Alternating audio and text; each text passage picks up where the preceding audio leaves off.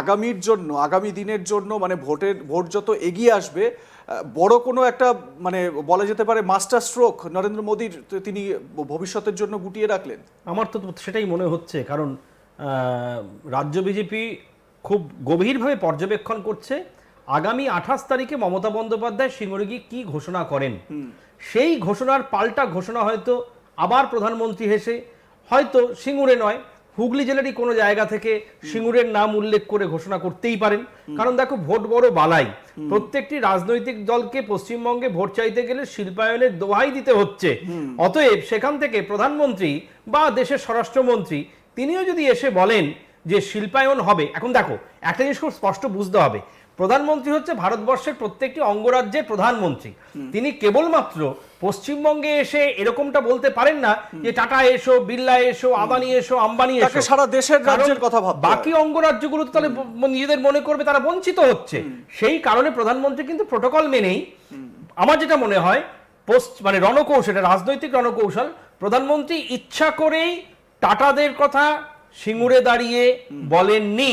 কারণ তাহলে বিহার, রাজস্থান, উত্তরপ্রদেশ, ঝাড়খণ্ড, পশ্চিমবঙ্গের আর যে রাজ্যগুলো আছে দেশের, সেই রাজ্যগুলো কি তাহলে বঞ্চিত হবে? সেই রাজ্যের মানুষেরও তো প্রধানমন্ত্রী নরেন্দ্র মোদী, তোমার আমার প্রধানমন্ত্রী নরেন্দ্র মোদী, সিঙ্গুরের মানুষের প্রধানমন্ত্রী নরেন্দ্র মোদী। অতএব নরেন্দ্র মোদীর এটা কিন্তু রণকৌশল।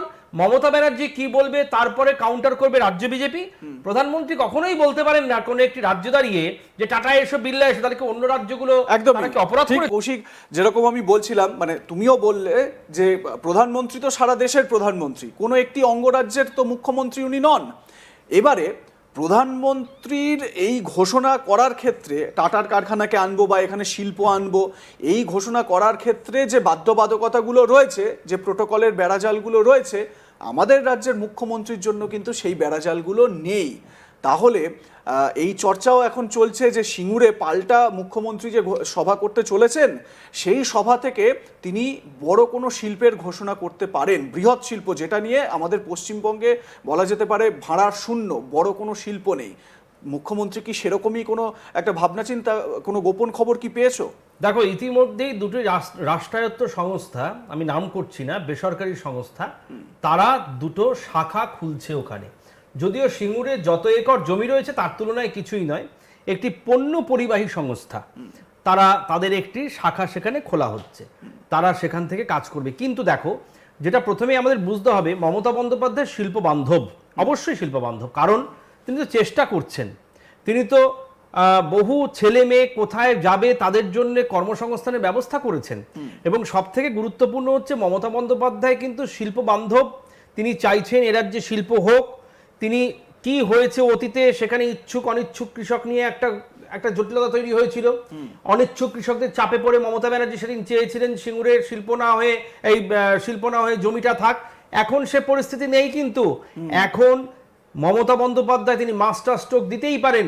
তিনি ইচ্ছে করলে সিঙ্গুরের মাটিতে দেশের অন্যতম শিল্প গোষ্ঠীকে আমন্ত্রণ জানাতেই পারেন, কারণ তিনি এ রাজ্যের মুখ্যমন্ত্রী। তোমার মনে আছে নয়াচর, পশ্চিমবঙ্গের নয়াচর কিন্তু শিল্পের একটা ভবিষ্যৎ উন্মোচন করছিল। সেই সময় শিল্পমন্ত্রী ছিলেন নিরুপম সেন, তিনি নেই আজকে, তিনি মারা গেছেন। কিন্তু সেই সময় থেকে নয়াচরে পূর্ণেন্দু চট্টোপাধ্যায়, আমার মনে আছে, নয়াচরে যে কেমিক্যালের হাব হওয়ার কথা ছিল সেটা কিন্তু আজও বিষবাও জলে। এবং সেখানে জমির একটা সমস্যা ছিল। মমতা বন্দ্যোপাধ্যায় উদ্যোগী হয়েছিলেন, তিনি নয়াচরের জন্য এগিয়েও ছিলেন। কিন্তু তারপরও দেখা গেল সংশ্লিষ্ট শিল্প সংস্থা তারা কিন্তু ততটা মনোনিবেশ করতে পারলেন না। কিন্তু 28 তারিখে মমতা বন্দ্যোপাধ্যায় সিঙ্গুরে গিয়ে নতুন কোনো মাস্টার স্ট্রোক দিতেই পারেন, যে ভারী শিল্পের জন্য তিনি কোনো একটি শিল্প গোষ্ঠীকে, তুমি যেরকম নয়াচরের কথা বললে, সিলিকন ভ্যালি, সেই সিলিকন ভ্যালির অবস্থাও তো তথই বছর এই মুহূর্তে। তো মানে প্রশ্ন হচ্ছে, প্রধানমন্ত্রী যে অভিযোগটা করে গেলেন যে এখানে আইন শৃঙ্খলা ঠিকঠাক না হলে, শুধুমাত্র আইন শৃঙ্খলা নয়, এর মধ্যে আরও অনেক বিষয় জড়িত রয়েছে। শিল্পের জন্য শিল্পবান্ধব পরিবেশ তৈরি করা, যেটা প্রাক্তন মুখ্যমন্ত্রী বুদ্ধদেব ভট্টাচার্য, প্রয়াত শ্রী বুদ্ধদেব ভট্টাচার্যের সময় যেটা হয়েছিল, টাটারা এখানে মানে কারখানা তৈরি করে ফেলেছিলেন, শুধু প্রোডাকশন বের হওয়াটা অপেক্ষা ছিল।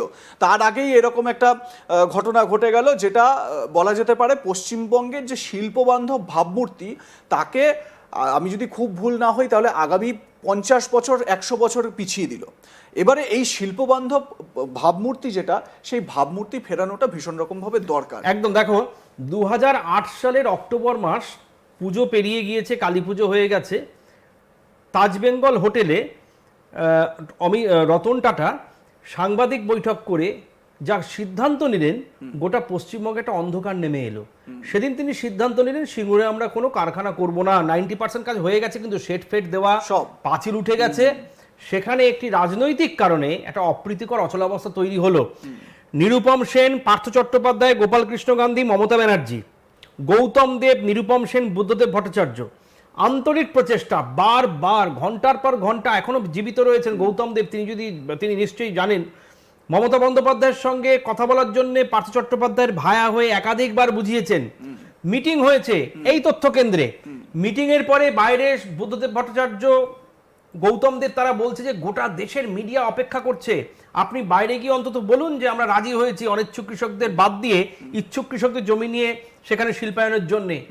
কিন্তু আমি এখানে একটু অ্যাড করে দিই তোমাকে। আমার স্পষ্ট মনে আছে তৎকালীন রাজ্যপাল গোপালকৃষ্ণ গান্ধীর মধ্যস্থতায় দুপক্ষের আলোচনা হয় এবং মমতা বন্দ্যোপাধ্যায় রাজি হন ওই যে অনিচ্ছুক কৃষকদের 400 একর জমি ফিরিয়ে দেওয়া, সেই জায়গাটা। তার মানে আলোচনা ফলপ্রসূ হলো, জমি অনিচ্ছুক কৃষকদের ফিরিয়ে দেওয়া হবে, সেটাও ঠিক হয়ে গেল, তাদের যা ক্ষতিপূরণের ব্যবস্থা সেটাও করা হবে, সব ঠিক হলো। কিন্তু তারপর হঠাৎ করে বাদ সাধলো কোথায়? তারপরেও কারখানাটা হলো না কেন? সেই সময় অনিচ্ছুক কৃষক যারা ছিল তারা এমন একটা পরিস্থিতি তৈরি করেছিল, কারণ দেখো বুদ্ধদেব ভট্টাচার্য মনে করতো যে কৃষকের ছেলে কৃষক হবে এমনটা নয়, কৃষি ভিত্তি শিল্প ভবিষ্যৎ। সেই সময় সেখানকার কৃষকরা বললো আমরা চাষ করেই খাবো, জমি দেব না। মনে রাখতে হবে 70% কৃষক কিন্তু চেক নেওয়া হয়ে গেছে, তৎকালীন বামফ্রন্ট সরকারের কাছ থেকে তারা চেক নিয়ে নিয়েছেন, টাকার চেক, অথচ তারা জমিটাও ছাড়বেন না।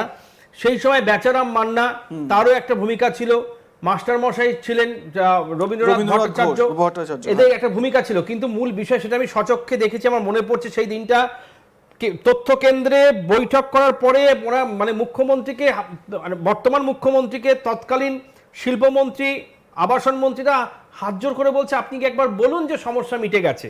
কিন্তু সেদিনের সমস্যা কিন্তু স্বপন মিটলো না, তার জের আজও পশ্চিমবঙ্গে গড়াচ্ছে। কারণ যে মাটিতে শিল্প হবে না ওটা ছিল 3 ফসলি জমি। ওই জমিতে শুধু চাল নয়, মানে ধান নয়, সর্ষে হতো, আখ হতো, এমনকি ডালেরও কখনো কখনো চাষ হতো। এখন সেই অনুর্বর জমি, তার 2 ফুট নিচে কংক্রিট, কোনো শিল্প আর হবে না, মানে চাষ আর হবে না, ওখানে শিল্পই আনা যেতে পারে।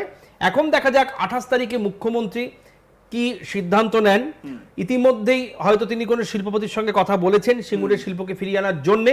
আর তোমাকে যেটা বললাম, পণ্যবাহী সংস্থা, দেশের মাল্টিন্যাশনাল একটি কোম্পানি, বহুজাতিক সংস্থা, তারা তাদের একটি শাখা অফিস খুলছে ওখানে, কিছু লোকের চাকরি হবে। দেখো সানন্দে ন্যানো কারখানা বন্ধ হয়ে গেছে বেশ কিছু কারণে,